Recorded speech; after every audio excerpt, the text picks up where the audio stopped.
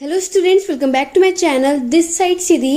And आज की class में हम लोग डिस्कस करेंगे वर्ल्ड हिस्ट्री का जो आप लोगों का टॉपिक है फ्यूडलिज्म यानी कि सामंतवाद। आज मैं आप लोगों को फ्यूडलिज्म समझाऊंगी, देन उसके बाद हम लोग इस टॉपिक को समझने के बाद इससे बेस्ड क्वेश्चंस करने वाले हैं कि किस तरीके से इससे आपसे एग्जाम में क्वेश्चंस पूछे जाते हैं। ओके, इससे पहले मैंने आप लोगों को रेनेसांस के ऊपर, पुनर्जागरण के ऊपर एक ऑलरेडी इससे पहले कुछ इंपॉर्टेंट क्वेश्चंस करा दिए। अगर आपने वो वीडियो ना देखी हो तो डिस्क्रिप्शन में आप लोगों को लिंक मिल जाएगा वर्ल्ड हिस्ट्री का, नहीं तो आप प्लेलिस्ट में जा करके वर्ल्ड हिस्ट्री की प्लेलिस्ट में चेकआउट करोगे तो वहां आप उसको वीडियो को देख पाओगे। ओके, तो उस वीडियो को जरूर देखना ताकि आपको रेनेसांस से रिलेटेड कुछ भी क्वेश्चन आपके एग्जाम में आ जाए तो आप लोग किस तरीके से उस क्वेश्चंस का आंसर दे पाएंगे, वो सब वहां पे मैंने करा रखा है। आज का जो टॉपिक होगा वो होगा फ्यूडलिज्म, सामंतवाद। सामंतवाद के क्वेश्चंस भी करेंगे, लेकिन उससे पहले मैं आपको उसको समझाऊंगी भी ताकि फ्यूडलिज्म होता क्या है बहुत से स्टूडेंट को यही नहीं पता। तो क्वेश्चंस तो वो तभी करेंगे जब उनको इस टॉपिक या कॉन्सेप्ट पे क्लियर होगा। तो चलिए आज की क्लास को स्टार्ट करते हैं। वीडियो पसंद आए तो लाइक शेयर ज्यादा से ज्यादा करो।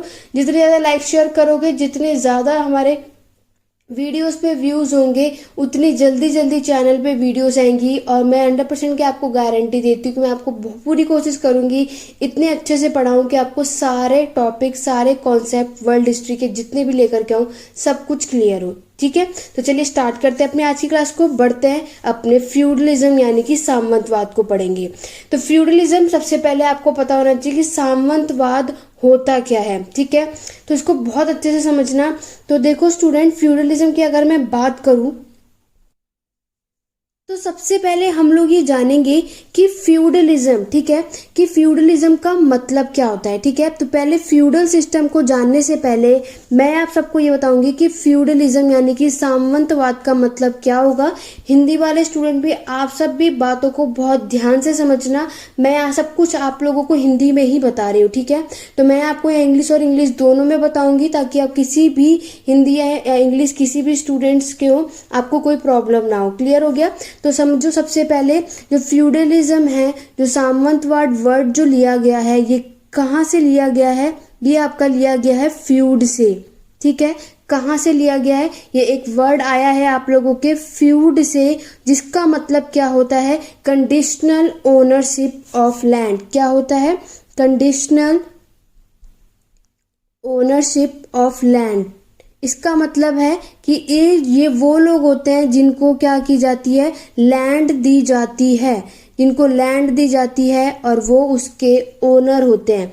ठीक है, अगर मैं बात करूं, सबसे पहले याद रखना ये फ्यूडलिज्म जो वर्ड है, सामंतवाद जो है, वो आपके फ्यूड वर्ड से आया है। इसका मतलब है कि यहाँ पर जो लैंड का जो ओनरशिप होता है, जो उस जमीन दी जाती है जिसको, वो उसे क्या कहलाता है? वो फ्यूड कहलाता है। अगर हम बात करेंगे फ्यूडलिज्म की, तो फ्यूडलिज्म आप लोगों का कहाँ पर आया था? तो ये आपका आया था मेडिएवल यूरोप में। ठीक है, यूरोप के हिस्से में हमें ये देखने को मिलता है। और अगर आपसे टाइम पीरियड पूछा जाए जो सामंतवाद का समय है, तो वो आप लोग कितना लिखोगे? 9 to 15 सेंचुरी, 9 से 15 शताब्दी तक का आप लोगों को ये फ्यूडलिज्म यानी सामंतवाद हमें देखने को मिलता है मेडिएवल यूरोप के अंदर। क्लियर हो गया? तो सबसे पहले अब मैं आपको ये बता दूं कि सामंतवाद क्या होता है, तो इसको पूरा अच्छे से समझना। इस पूरे कॉन्सेप्ट में क्या होता है कि फ्यूडलिज्म, सामंतवाद क्या होता है कि यहाँ पे जो आप लोग लिखे हुए भी देख रहे हैं, तो यहाँ पर आप इंग्लिश में भी देख रहे हैं, मिडल एज की टाइम की बात है। ठीक है, तो मैं आपको यहाँ पे जो भी सारी चीजें बताऊंगी वो ये जितना आपको यहाँ दिख रहा है उन सबसे बेस्ड होगा। तो सबसे पहले अगर मैं आपको बताऊं कि सामंतवाद क्या होता है, तो उससे पहले फ्यूडलिज्म को जानने से पहले आपको ये पता होना चाहिए कि फ्यूडल लॉर्ड्स कौन होते थे। ठीक है, तो आप लोगों को पता है कि पहले के समय पे जो राजा होता था उसके पास बहुत सारी लैंड होती थी। ठीक है, मैं नेक्स्ट स्लाइड में आपको ले चलती हूँ और यहाँ बहुत अच्छे से समझना। जो राजा होता है उसके पास बहुत सारी क्या होती है? जमीन होती है, बहुत सारा एरिया होता है जिसपे वो रूल करता है। इतने सारे लैंड होते हैं जिसको वो इतने सारे एरिया को एक साथ नहीं उस पे रूल कर सकता, उस पे काम नहीं कर सकता। तो इसी वजह से वो क्या करता है? बहुत सारे फ्यूडल लॉर्ड्स रखता है, ठीक है। बहुत सारे क्या रखता है वो, फ्यूडल लॉर्ड्स रखता है। इट मीन्स कि वो क्या करता है, अपनी जो जमीन है हर जगह की हर एरिया में, क्योंकि राजा के पास बहुत सारी जमीनें होती थी तो उस पर काम करने के लिए हर जगह फ्यूडल लॉर्ड्स रख दिए थे उसने, ठीक है। तो ये आप लोग यहाँ देख सकते हैं, इस जगह पे एक फ्यूडल लॉर्ड, इधर एक फ्यूडल लॉर्ड, हर जगह जितने भी होंगे हर जगह क्या करता था, अलग अलग जगह वो फ्यूडल लॉर्डों को दे देता था वो सारी जमीनें अपनी। तो अब क्या होता था, फ्यूडल लॉर्ड उस जमीन पे काम करते थे। अब जो अगर आप इस जमीन का ओनर देखोगे तो वो अब उस जमीन के जो ऑनर होता था वो फ्यूडल लॉर्ड ही होते थे। क्लियर हो गया। तो फ्यूडल लॉर्ड, ये इनके पास जमीनें होती थी। अब फ्यूडल लॉर्ड क्या करते थे, अब वो अपनी जमीनों पे पीजेंट यानी कि किसानों को अपनी जमीनों पे काम करवाते थे। यहाँ तक समझ में आ गया, ठीक है। तो यहाँ पर अगर मैं आपको ये पूरा प्रोसेस बताऊं, आप यहाँ फिगर में देखो, बहुत अच्छे से समझना। यहाँ पे क्या होता है, राजा होता है, राजा के पास बहुत सारी जमीनें होती, मैंने आपको बताया। तो वो क्या करता है, अपने नोबल्स को दे देता है, ठीक है। लॉर्ड्स भी कहते हैं, नोबल्स बोलो लॉर्ड्स बोलो कुछ एक ही बात है। तो वो क्या करता है, बहुत जो जितने भी लॉर्ड्स होते हैं वो उनको सबको अपनी जमीनें दे देता है, अलग अलग एरिया में बहुत सारे फ्यूडल लॉर्ड्स रखता है वो। और जब वो जमीनें दे देता है कि वो उस पर काम करे, और फिर वो क्या करते थे, जो अब नॉबल्स क्या करते थे, नाइट्स को रखते थे। नाइट्स वो लोग होते थे जो लोग इस पे काम करते थे, जिनसे काम करवाया जाता था, ठीक है। तो नाइट्स वो होते थे। अब क्या, पीजेंट्स। तो अगर आप लोग इसको देखोगे तो किंग ने क्या करा, अपनी जो लैंड है वो फ्यूडल लॉर्ड को दी। फ्यूडल लॉर्ड ने क्या करा, अपनी जमीन पर पीजेंट को काम कराया, ठीक है। तो पीजेंट को वो काम करवाता था अपनी जमीन पर, जो कि राजा ने दे रखी थी। तो और उसी समय जो फ्यूडल लॉर्ड हैं वहां के, अब वो लोग उस पे क्या करते थे, राज करते थे। और फार्मर जो हैं, जो किसान हैं, वो अब फ्यूडल लॉर्ड के अंडर में काम करते थे, याद रखना, ठीक है। जिसके वजह से अब क्या हो गया, धीरे धीरे अगर आप लोग देखोगे, ये पूरा कॉन्सेप्ट आप लोग यहाँ देख सकते हो, ठीक है। ये सब आपसे एग्जाम में पूछा जाता है। अब आप लोग बहुत अच्छे से मेरी बातें समझना, जो भी बातें मैं आपको यहाँ बताने वाली हूँ। सबसे पहले आप ये समझो कि किंग है, ठीक है। किंग ने जब अपनी लैंड फ्यूडल लॉर्ड को दे दी, ठीक है, और फ्यूडल लॉर्ड अब क्या करता था, अपनी लैंड पर पीजेंट को काम करवाता था। यहाँ तक आप लोगों को बात समझ में आ गई। तो किंग क्या करता था, किंग ने अपनी जमीन इसको दे दी। अब फ्यूडल लॉर्ड क्या करता था, जितना भी प्रोडक्शन होगा वो उसका टैक्स करके वो राजा को पे करता था, ठीक है। अब वो फ्यूडल लॉर्ड को जो जमीन दी हुई होती थी उस पे वो खुद नहीं काम करता था, उस पे वो पीजेंट यानी कि किसान को काम करवाता था। याद रखना कि वो जो उस पे है, जो उनको लैंड मिली है उपजाऊ बनाने के लिए, उस पे खेती करने के लिए, उस पे वो खुद नहीं काम करते थे, वो पीजेंट से, किसानों से काम करवाते थे। फिर जितना भी उनको प्रोडक्शन होता था, टोटल जितना भी उनका उत्पादन होता था, वो सारा उत्पादन, उससे जो टैक्स निकलता था वो जाके फ्यूडल लॉर्ड जो है किसको देता था, राजा को दे देता था। यहाँ तक बात समझ में आ गई। तो राजा जब तक राजा पीजेंट यानी किसान से डायरेक्ट टैक्स लेता था, डायरेक्ट काम का, तब तक तो सही था। लेकिन जैसे ही राजा ने फ्यूडल लॉर्ड यानी कि सामंत रख दिए, अब अपने अंडर में सामंत रख दिए, उससे अब क्या प्रॉब्लम आने लगी कि उससे अब आपको क्या देखने को मिलेगा, डिसेंट्रलाइजेशन देखने को मिलेगा। इसका मतलब क्या होता है कि डिसेंट्रलाइजेशन आ गया। इसका मतलब हो गया कि किंग अब तक क्या था, एक नॉमिनल हेड था, ठीक है। वो क्या था, उसकी इंपॉर्टेंस थी अब तक ये वो था। बट जब तक राजा ने क्या करा, अपने अंडर में सामंतवाद को रख दिया, तो अब वो राजा नाम भर का रह गया है, ठीक है। अब वो राजा क्या रह गया, नाम भर का रह गया है, क्योंकि अब उसके जो कुछ जितनी भी पावर्स थी किंग के पास वो सब अब नहीं होती थी, क्योंकि उसने फ्यूडल लॉर्ड जो जितने भी होते थे वो सब के सब, उनके जो पीजेंट आप लोगों ने देखा, किसान जो हैं, वो फ्यूडल लॉर्ड के अंडर में काम करते थे, ठीक है। और इसी के बदले फ्यूडल लॉर्ड क्या करते थे, राजा को टैक्स देते थे, जैसे कि मैंने आपको बात बताई। दूसरी बात आपको ये याद रखनी है, जो बड़े बड़े सामंतवाद होते थे, जो बिग लैंड लॉर्ड होते थे, ठीक है, बिग लैंड लैंडलॉर्ड कह दो या बिग फ्यूडल लॉर्ड कह दो, ठीक है। जो बिग फ्यूडल लॉर्ड होते थे, जो बड़े बड़े सामंतवाद होते थे, हिंदी वाले स्टूडेंट भी बहुत ध्यान से सुनो, जो बड़े बड़े सामंतवाद होते थे उन्हें क्या बोला जाता था? महासामंत, ठीक है। ये याद रखना, एग्जाम में पूछा जाता है इसलिए बता रही हूँ। महासामंताज वो अपने उन्हें कहा जाता था, महासामंताज, जो कि बड़े बड़े फ्यूडल, जो बड़े सामंताज होते थे उन्हें महासामंताज कहा जाता था। और जो यहाँ पे जो सामंत होते थे, जो फ्यूडल लॉर्ड होते थे, वो राजा को जो टैक्स देते थे वो किस तौर पे देते थे? या तो वो टैक्स कॉइन के रूप में देते थे, ठीक है, या तो फिर वो जितना भी उनको एग्रीकल्चर से, खेती से प्रोडक्शन हुआ है उससे देते थे, या फिर जो भी उनके पास गुड्स होते थे, ठीक है, उस तरीके से, यानी कि गेहूं चावल, उस तरीके से वो क्या करता था? राजा को टैक्स पे करता था। कौन? फ्यूडल लॉर्ड, जिसको क्या किया था? राजा ने रखा था अपने हर एक जगह पर, ठीक है। उसके बाद फ्यूडल लॉर्ड क्या करता है? अपने लैंड पे मैंने आपको क्या बताया, खुद से काम नहीं करता, ठीक है। ना ही उस पर कोई खुदाई करेगा, ना ही उस पर वो खुद से खेती करेगा, कुछ से खुद से वो उस लैंड पर कोई भी काम नहीं करेगा। वो इस लैंड पर किससे? पीजेंट से काम करवाता था, किसानों से काम करवाता था, ठीक है। कौन? जो फ्यूडल लॉर्ड, जो सामंत होते थे, वो फार्मर से काम करवाते थे। और फिर वो क्या करता था? वो जितना भी पीजेंट ने प्रोडक्शन करा, इस पे जितनी भी चीजें उपजाऊ की, उगवाया, ठीक है, वो फिर क्या करता था? सबके सब क्या करता था? वो फार्मर से लूट लेता था, हड़प लेता था, एक तरीके से कहें तो, ठीक है। तो उसको अप्रोप्रिएट कर लेता था। कौन? फ्यूडल लॉर्ड, जो वहाँ का सामंत था, वो सबके सब वो अपने पास रख लेता था और सिर्फ फार्मर्स को, पीजेंट को सिर्फ क्या देता था? सिर्फ इतना उसको खाने को देता था ताकि बस वो जीवित रह सके, जिंदा रहे। अगर जिंदा नहीं रहेंगे तो फिर काम कौन करेगा उसकी जमीन पर? इसीलिए फिर वो सामंतवाद क्या करते थे? सामंत अपने किसानों को सिर्फ उस पूरे टोटल प्रोडक्शन में से उस किसान को सिर्फ उसके इतना खाने के लिए दे देते थे ताकि वो सिर्फ जिंदा रह सके। यहाँ तक आप लोगों को कॉन्सेप्ट समझ में आ गया।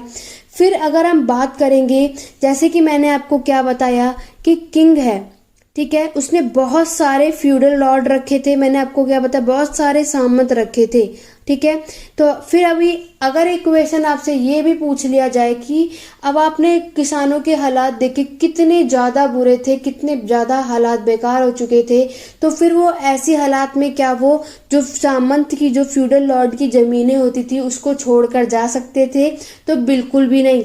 वो लोग इसको बिल्कुल भी छोड़कर नहीं जा सकते थे। फ्यूडल लैंड की, इसकी लैंड को फार्मर्स छोड़ के नहीं जा सकते थे। अगर उन्होंने छोड़ा तो फिर क्या होगा?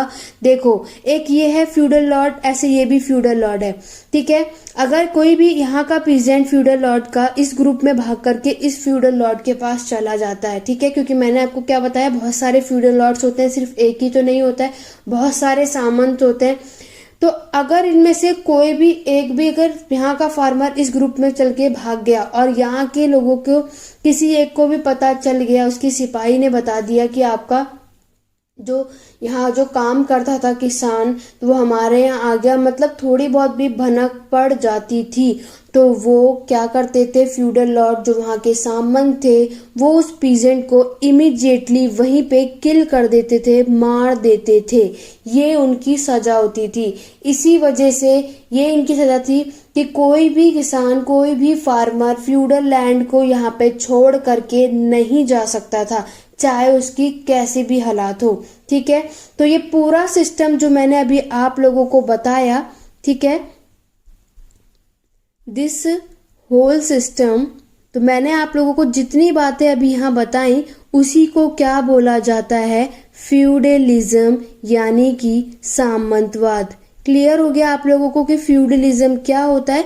फ्यूडलिज्म, अगर अब मैं आपको शॉर्ट में बताऊं, फ्यूडलिज्म क्या होता है कि राजा के पास जो बहुत सारी जमीनें होती हैं, राजा को किसको दे देता है? फ्यूडलिज्म, यानी कि वहां के सामंत को दे देता है।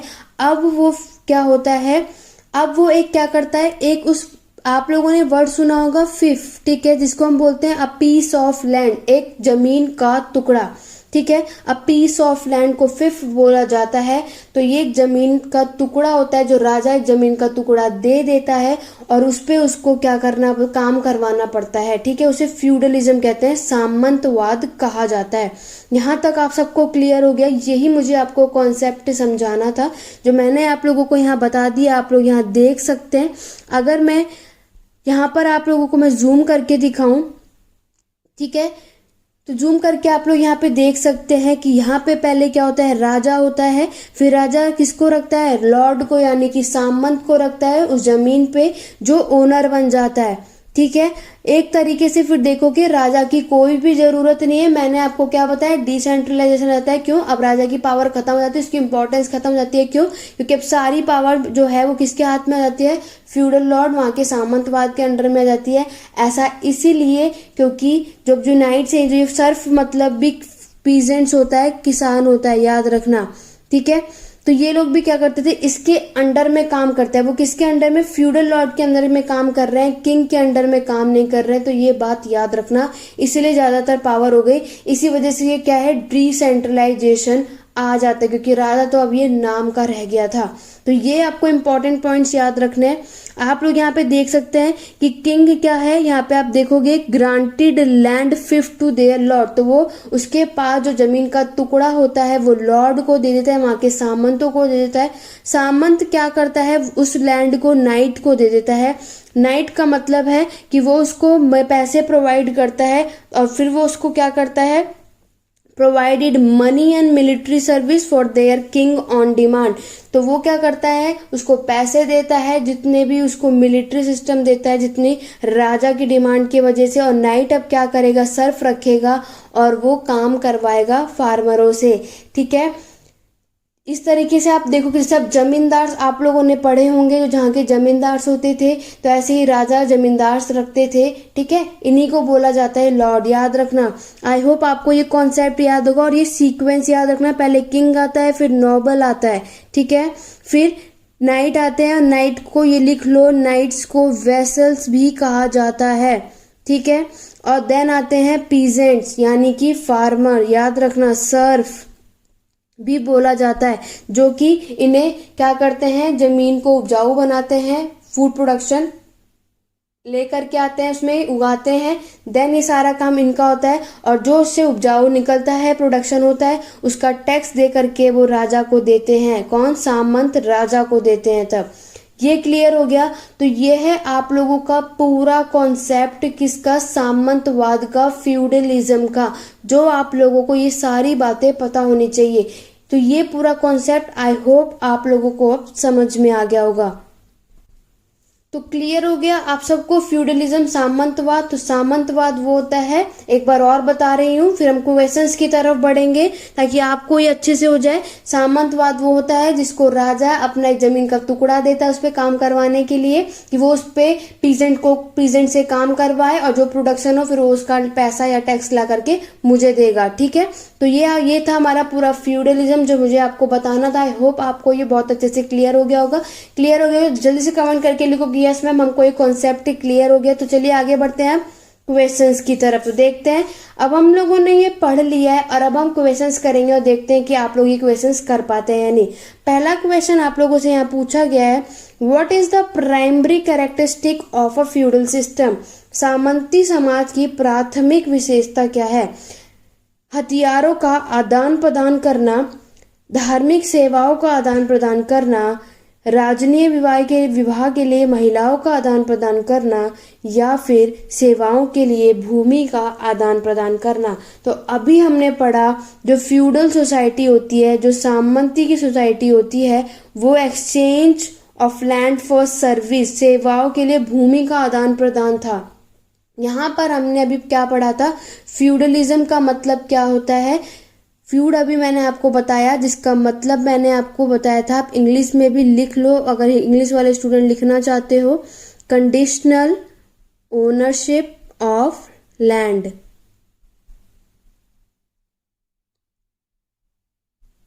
ठीक है, तो यहाँ पे क्या होता था, सेवाओं के लिए भूमि का आदान प्रदान होता था। तो यहाँ पे आपका राइट आंसर क्या होगा, ऑप्शन नंबर डी। आगे बढ़ेंगे नेक्स्ट क्वेश्चन की तरफ। नेक्स्ट क्वेश्चन है, a dash is a land grant given to a knight और पीजेंट। तो यहाँ पर एक सूरवीर और किसान को जो दिए जाने वाली भूमि अनुदान थे उसे क्या बोलते थे? फिफ यानी कि जागीर, गिफ्ट होता था यानी उपहार, होमेज यानी श्रद्धांजलि, या फिर वो उनका अधिकार होता था। इसको अधिकार कर लो, राइट मतलब यानी कि वो उनके अधिकार होते थे। तो मैंने अभी आपको क्या बताया, जो इनको जमीन मिलती थी नाइट को और पीजेंट को, वो एक फिफ होता था, जागीर होता था।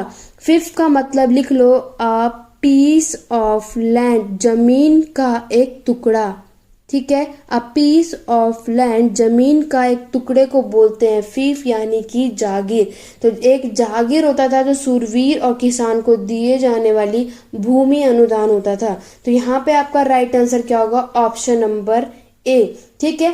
क्वेश्चंस इजी होते हैं, कॉन्सेप्ट पता होगा तो आप इजीली से क्वेश्चंस कर पाओगे। ओके, आगे बढ़ेंगे नेक्स्ट क्वेश्चन की तरफ। नेक्स्ट क्वेश्चन आ गया कि व्हाट इज अ फिफ्थ, जागीर क्या होता है? अभी मैंने आपको बताया, ऑप्शंस है, एक जागीरदार को दी गई भूमि का एक टुकड़ा, मध्यकालीन यूरोप की मुद्रा या मध्यकालीन की सरकार। तो मैंने अभी आपको क्या बताया, फिफ्थ का मतलब होता है एक piece of land given to a vassal, एक जागीर को दी गई भूमि का एक टुकड़ा। तो राइट आंसर यहाँ पर क्या होगा? Option number A. ऐसे ही क्वेश्चंस आपसे पूछे जाएंगे, ठीक है। बाकी हम और भी इंपॉर्टेंट क्वेश्चंस करते रहेंगे, लेकिन बेसिक क्लियर होगा तो ही तो आप कॉन्सेप्ट और इम्पोर्टेंट जो हार्ड क्वेश्चंस है वो सब कर पाओगे। क्योंकि मैंने जहाँ तक नोटिस किया, वर्ल्ड हिस्ट्री जो है मैक्सिमम स्टूडेंट को नहीं आती, उनको बेसिक ही नहीं पता होता।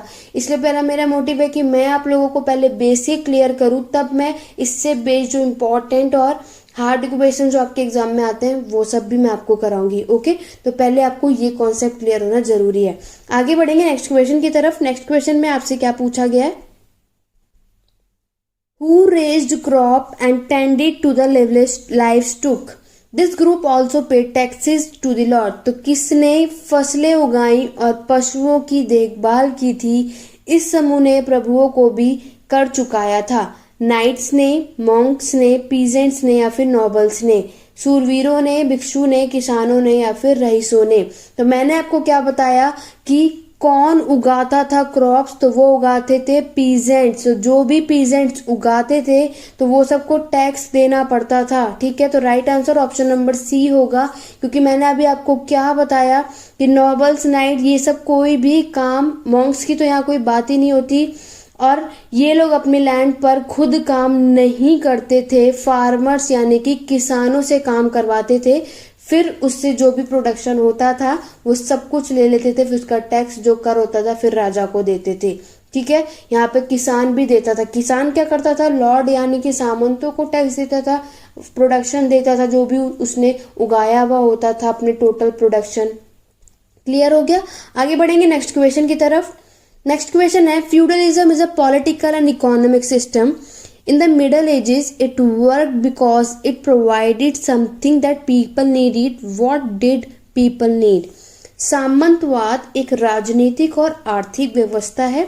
मध्य युग में इसने काम किया था क्योंकि इसके कुछ ऐसा प्रदान किया जिसने लोगों की आवश्यकता थी कि लोगों को क्या चाहिए था। अगर अब आप यहाँ पे सोचो कि यहाँ पे सामंतवादों को काम करवाया जा रहा है, ठीक है, यहाँ पे लोगों को काम करवा रहे हैं, तो काम करवाओगे तो सबसे ज्यादा जरूरत क्या होगी? किस चीज की नीड होगी? उनके अधिकार की, उनकी पढ़ाई के लिए, शिक्षा की, उनकी प्रोटेक्शन, सुरक्षा की, या फिर उनकी फ्रीडम यानी कि आजादी की।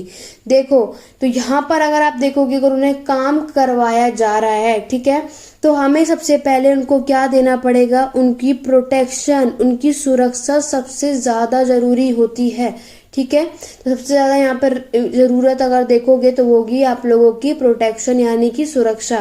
तो यहाँ पे आपका राइट आंसर क्या? Option number C. क्योंकि अगर आप देखोगे कि इसने काम किया, क्योंकि सामंतवादों ने, क्योंकि राजा ने फिर उन लोगों को प्रोटेक्शन ज्यादा, शिक्षा, अधिकार, आजादी ये नहीं इंपॉर्टेंट है, प्रोटेक्शन, सुरक्षा सबसे ज्यादा इंपॉर्टेंट होती है, ठीक है। तभी उस समय यहाँ पे लोगों ने काम भी किए थे। आगे बढ़ेंगे नेक्स्ट क्वेश्चन की तरफ। नेक्स्ट क्वेश्चन है, what was the order of hierarchy in European feudalism? यूरोपीय सामंतवाद में पद अनुक्रम का क्रम क्या है? अभी मैंने आपको बताया था सीक्वेंस की, सबसे पहले कौन आता है, ये बात आप जानते हो, सबसे पहले राजा ही आता है। तो लास्ट ऑप्शन तो आप सबका हो जाता है गलत, ठीक है। और दूसरी बात आप ये जानते हैं कि आखिरी में नाइट तो कभी आएगा ही नहीं, किसान ही आते हैं, तो आपका थर्ड ऑप्शन भी गलत हो जाता है। आप ऐसे क्वेश्चंस ऑप्शंस को डिडक्ट करते जाओगे, कैंसिल करते जाओगे, तो आपको इजीली सबका आंसर मिल जाएगा। बात करते हैं ऑप्शन नंबर ए या बी की, तो मैंने आपको क्या बताया था, सबसे पहले आता है राजा, और राजा अपनी जमीन जो है वो किसको देता है, फ्यूडल लॉर्ड को, नहीं तो आप उसको बोल सकते हो नॉबल्स को, ठीक है। देन फिर वो किसको देते हैं, नाइट्स को देते हैं अपने अंडर काम कराने के लिए, और नाइट्स फिर क्या करता है, फार्मर्स को देता है। तो यहाँ पे आप लोगों का राइट आंसर क्या होगा, option number B, correct sequence paper में पूछा जाता है, तो सीक्वेंस भी आप सबको आने चाहिए। क्लियर हो गया। आगे बढ़ेंगे नेक्स्ट क्वेश्चन की तरफ। नेक्स्ट क्वेश्चन है, a person of high rank by birth और टाइटल इज अ, जन्म या उपाधि से जो उच्च पद का व्यक्ति एक होता है वो कौन होता है, नोबल्स यानी कि महान, सर्फ यानी कि पृष्ठ यानी पुजारी, नाइट मतलब कि सूरवीर। जो पर्सन हाई रैंक होता है बाय बर्थ से ही वो नोबल्स होते हैं। तभी तो राजा ने अपनी जो जमीन है वो किसको दी थी, नोबल्स को दी थी। क्लियर हो गया। फिर नोबल्स ने नाइट को, नाइट फिर काम करवाते थे। तो ये सीक्वेंस आपको याद रखना है। तो राइट आंसर यहाँ पर आप सबका ऑप्शन नंबर ए होगा। आगे बढ़ेंगे नेक्स्ट क्वेश्चन की तरफ। नेक्स्ट क्वेश्चन में आप सबसे पूछा गया है, which of the following contributed most of the end of feudalism. तो फ्यूडल सिस्टम जो है, जो सामंत व्यवस्था के अंत का जो सबसे अधिक योगदान रहा है वो किसका था, अमेरिका की खोज का, अकाल पड़ गया था, रोग पड़, डिजीजेस देखने को मिले थे, फ्रांस और जर्मनी के बीच एक बड़ा युद्ध हो गया था, इस वजह से हमारा सामंतवाद खत्म हुआ, या फिर बड़े विश्वविद्यालयों की नींव रखी गई, इस वजह से सामंतवाद खत्म हुआ। तो इसका राइट आंसर होगा फेमाइन और डिजीज, अकाल पड़ गए थे और रोग के वजह से जो सामंतवादी व्यवस्था है वो खत्म हो जाती है। तो राइट आंसर आप सबका यहाँ क्या होगा, option number B. Next question की तरफ बढ़ेंगे। नेक्स्ट क्वेश्चन में आप सबसे क्या पूछा जा रहा है, व्हाट इज फ्यूडलिज्म। अब आपको क्वेश्चन यहीं से समझ आएगा। आपका जो टॉपिक था सामंतवाद क्या है वो आपको बताना है। एक राजनीतिक व्यवस्था है जहाँ पे वफादारी, सैन्य सेवा और अन्य सेवाओं के बदले में जमीन दी जाती है। दूसरा, एक राजनीतिक व्यवस्था है जहाँ पे राजा लोगों को ही सब कुछ देता है जो वो चाहते हैं। तीसरा, राजनीतिक व्यवस्था जो प्रभु सूरवीर के प्रति अपनी वफादारी देते ताकि वो अपने जागीर की रक्षा कर सकें। या फिर एक राजनीतिक व्यवस्था ऐसी जहाँ पे सूरवीरों के प्रति अपनी वफादारी की प्रतिज्ञा करते हैं, उन पर हमला नहीं होगा। तो आप लोगों ने बात देखी है कि यहाँ पर फ्यूडलिज्म का मतलब पूछा है। तो आप लोगों ने यहाँ पे देखा ये सारे के सारे पॉलिटिकल सिस्टम तो हैं, लेकिन यहाँ पर अपने यहाँ पे वफादारी देते हैं नाइट्स अपने, कि उन पे कोई भी आक्रमण, कोई भी अटैक नहीं होगा। ये फ्यूडलिज्म का मतलब ही नहीं है। फ्यूडलिज्म का मैंने आपको ऑलरेडी मतलब बताया था, जहाँ पर क्या की जाती है, लैंड ग्रांट जो है जमीन को दान में दिया जाता है। तो राइट आंसर आप सबका यहाँ पे क्या होगा, ऑप्शन नंबर ए। बहुत अच्छे से अगर आपको कॉन्सेप्ट पता होगा, मीनिंग आपने बहुत अच्छे से क्लास सुनी होगी, तो आप इसके क्वेश्चंस का आंसर इजीली से दे पाओगे। बहुत सारे बच्चे तो सिर्फ ऑप्शंस इतने बड़े बड़े होते हैं उसको देख के घबरा जाते हैं और गलत करके चले आते हैं। ये सारी बातें सही हैं क्योंकि सारी चीजें यहाँ पर हुई थी। ये बात याद रखना कि राजा वो सब कुछ दे जो वो चाहते थे, ऐसा कुछ नहीं होता था कि जो वो लोग चाहते थे वो सब कुछ मिल जाए। ठीक है, तो ये सारी चीजें हमने यहाँ पे देखी हैं। लेकिन एक बात याद रखना, फ्यूडलिज्म का मतलब पूछा है कि फ्यूडलिज्म सामंतवाद क्या होता है। सामंतवाद वो व्यवस्था थी जहाँ वफादारी, सैन्य सेवा और अनेक सेवाओं के बदले जमीन दी जाती थी, a piece of land. Clear हो गया। आगे बढ़ेंगे नेक्स्ट क्वेश्चन।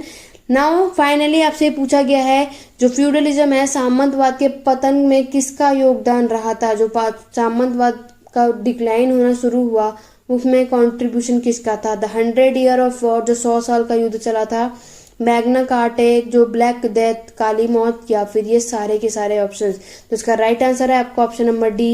ये सारे ऑप्शंस हैं जिसकी वजह से सामंतवाद जो है उसका पतन होना शुरू हो चुका था। क्लियर हो गया। आप लोगों को याद रखना ये एक बात भी, जो वहाँ के मैंने आपको ऑलरेडी बताया था, जो बड़े फ्यूडल लॉर्ड होते थे उनको सब क्या कौन से टाइटल दिया गया था महा समंताज। ये पूछा जाता है इसलिए मैं आपको बता रही हूँ बार बार, उन्हें महासमंताज कहा जाता था। ये बात भी याद रखना। टैक्स वो लोग कॉइन के रूप में देते थे एग्रीकल्चर के प्रोडक्शन में भी, और जो भी अदर गुड्स होते थे, जो भी उगता था, प्रोडक्शन होती थी, उन सब से। तो आप लोगों को एक बात बता दूं, जो अगर आपको सीक्वेंस एक बार और आपको बता देती हूँ सीक्वेंस, अगर आप लोग चाहे तो नोट डाउन कर लो, तो स्क्रीनशॉट ले लो। पहले आते हैं किंग्स, देन फिर आते हैं नॉबल्स, ठीक है, नॉबल्स ले लो या फिर लॉर्ड बोल लो, ठीक है, फ्यूडल लॉर्ड। देन फिर आते हैं आपके कौन, नाइट्स। नाइट्स के बाद आपसे ये सीक्वेंस इसलिए क्योंकि आपके एग्जाम में ये पूछा जाता है। देन फिर आते हैं आपके पीजेंट्स, ठीक है। देन लास्ट होते हैं आपके सर्फ, ठीक है। तो ये सीक्वेंस होता है, इस तरीके से ये पूरा फ्यूडलिज्म चलता है यहाँ पर। तो ये सारी चीज़ें आपको याद रखनी है अपने एग्जाम पॉइंट ऑफ व्यू के लिए, ठीक है। तो ये सब कुछ मैंने आपको अपने कॉन्सेप्ट में बहुत अच्छे समझा दिया। अगर आपको कुछ भी नहीं समझ में आए तो एक बार वीडियो को दोबारा से देखना, दोबारा से समझना। अगर तब भी आपको इस टॉपिक से रिलेटेड डाउट होगा तो आप मुझसे कमेंट करके पूछ सकते हैं, मैं आपके सारे डाउट को क्लियर करूंगी। नहीं तो टेलीग्राम चैनल का लिंक डिस्क्रिप्शन में दिया है, आप मैसेज करके पूछ लो कि मैम फ्यूडलिज्म में आपने ये पॉइंट बताया, हमें समझ में नहीं आया, मैं आपके सारे क्वेश्चन के जवाब वहां दूंगी। ओके, तो चलिए आज की क्लास में बस इतना ही। वीडियो पसंद आए तो लाइक करो, शेयर करो, चैनल पर नए हो चैनल सब्सक्राइब कर लो, क्योंकि आगे भी मैं ऐसे ही वर्ल्ड हिस्ट्री के और भी इंपॉर्टेंट टॉपिक्स और भी इंपॉर्टेंट क्वेश्चंस कराने वाली हूँ। French revolution, American revolution, first world war, second world war, सारे इंपॉर्टेंट टॉपिक से क्वेश्चंस करने वाले हैं हम लोग इस पे। तो इसलिए चैनल पे बने रहो, चैनल को सब्सक्राइब कर लो, बेल आइकन जरूर प्रेस करना ताकि चैनल पे जब भी वीडियो आए तो नोटिफिकेशन आपके पास आए। याद रखो रात के 10 बजे मेरे चैनल पे हमेशा वीडियो देखने को मिलेगी। बस आप अपना अच्छा रिस्पांस दिखाते रहो, अच्छे से ज़्यादा लाइक शेयर करो ताकि मेरे चैनल पे मैं जल्दी जल्दी वीडियोस लेकर के आ सकूं। अब अपना अच्छा रिस्पांस देंगे, सपोर्ट करेंगे तो ये बहुत अच्छा चलेगा। ओके, तो चलिए आज की क्लास में बस इतना ही। Thank you for watching.